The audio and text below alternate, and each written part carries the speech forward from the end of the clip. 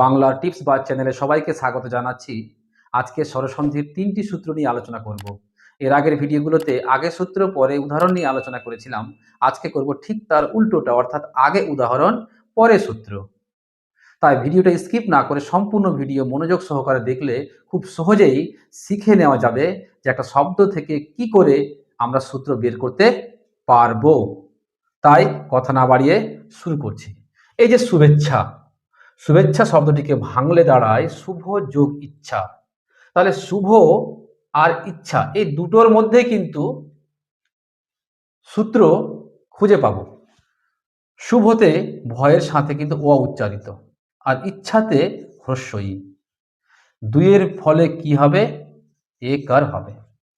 শুভেচ্ছা, এই যে একারটা রয়েছে, তাহলে শুভ আর ইচ্ছা সূত্রটা হচ্ছে এখানকার যে অ আর এখানকার যে হ্রস্বই, দুটো মিলে কি হলো? একার হয়ে গেল।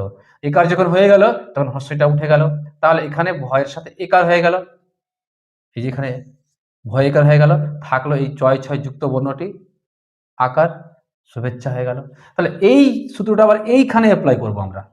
তাহলে পরম যোগ ঈশ্বর রয়েছে, তাহলে কি করবো? এখানে এই যে ম এর সাথে অ উচ্চারিত, অ আছে, আর এখানকার যে দীর্ঘ ই, হ্যাঁ, দুটো মিলে হচ্ছে এ।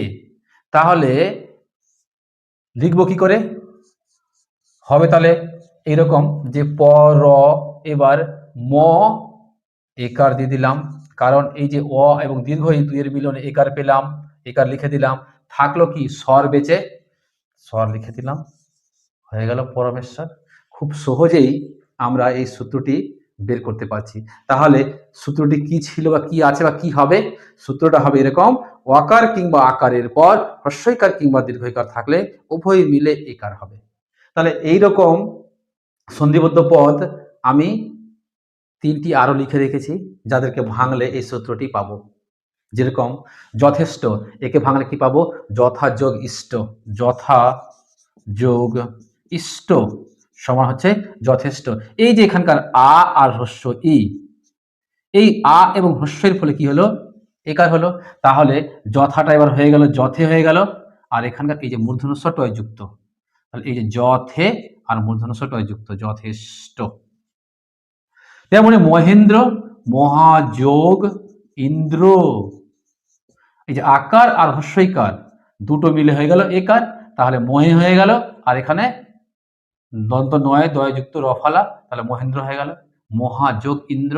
ঠিক তেমনি হবে মহেশ্বর, মহাযোগ ঈশ্বর, মহাযোগ ঈশ্বর।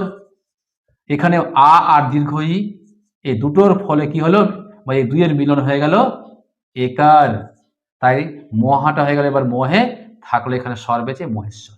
তাহলে খুব সহজেই আমরা এই শব্দগুলো থেকেও এই সূত্রটা বের করতে পারছি। এবার চলে আসি অন্য একটি সূত্র নিয়ে। এখানে লেখা আছে পরোপকার, একে ভাঙলে আমরা পাবো পর যোগ উপকার, পরোপকার। এটার আর একটা ভাঙার, যদি ভাঙতে না পারি তাহলে সহজ পদ্ধতি হলো কি? এই যে পরোপকার লেখা রয়েছে, এখানকার এই যে ওকারটা আছে, এই ওকারটাকে আমি হ্রস্বউ করে দেবো। পর থাকলো, পর লিখে দিলাম, পর হলো। এখানকার যে হ্রস্বউ আর এখানকার এটা নিয়ে হয়ে গেল উপকার, উপকার, পরযোগ উপকার সমান পরোপকার। তাহলে আবার এই জিনিসটাকে আমি আবার এখানে করব, এটা সমান আবার এখানে করলে দাঁড়াবে এরকম যে এই যে দন্ত স আছে, এখানে হ্রস্বউ আছে, তাহলে কি হয়েছে? হ্রস্বটাকে আমি উঠিয়ে দিব, আর তার বিনিময়ে এখানে ওকার করে দেব। তাহলে র আর দন্ত সয়ে ওকার করলে রস হয়ে গেল, আর থাকলো এবার এটা বেঁচে তয় তয় যুক্ত দীর্ঘই মূর্ধন্য রসোত্তীর্ণ। তাহলে কিভাবে করলাম?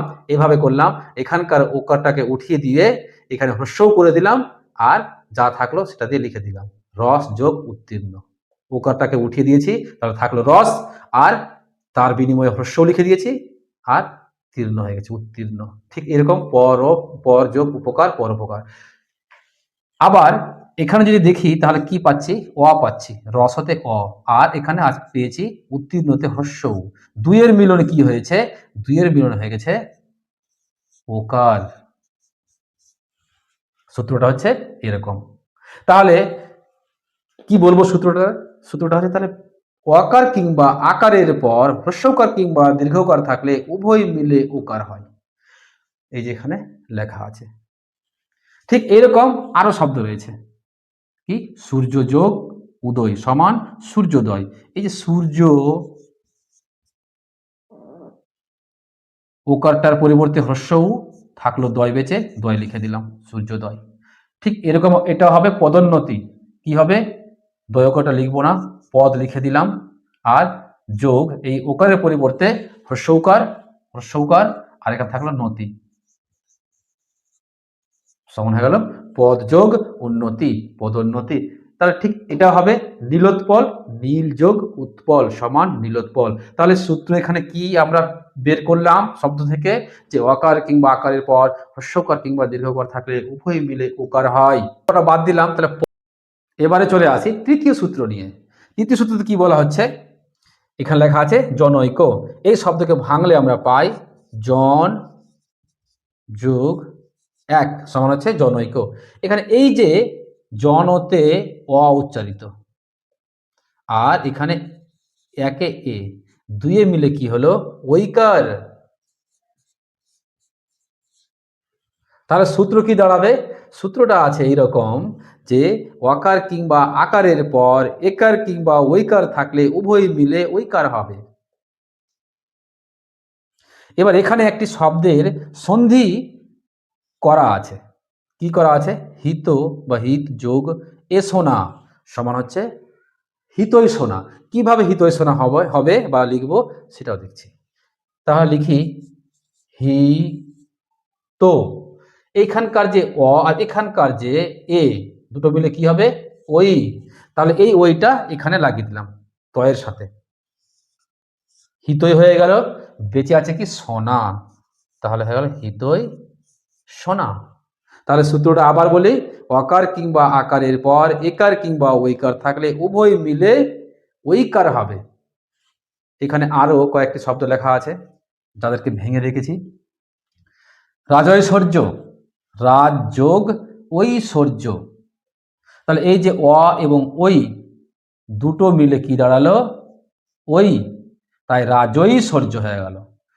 মহৈরাবত, তাহলে এটা ভাঙলে হয়েছে মহা যোগ ঐরাবত। এই যে মহাতে আ আর এখানকার যে ওই দুটো মিলে হলো ওই, তাই ম হই থাকলো রাবত বেঁচে রাবত, ম হই রাবত। এই যে আমরা আগে সূত্র অ্যাপ্লাই না করেও একটা শব্দকে ভেঙে কিভাবে সূত্র বের করব সেটা শিখতে পারলাম।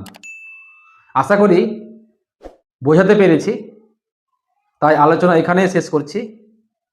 আপনার দিনটি ভালো কাটুক, সুস্থ থাকবেন, ভালো থাকবেন।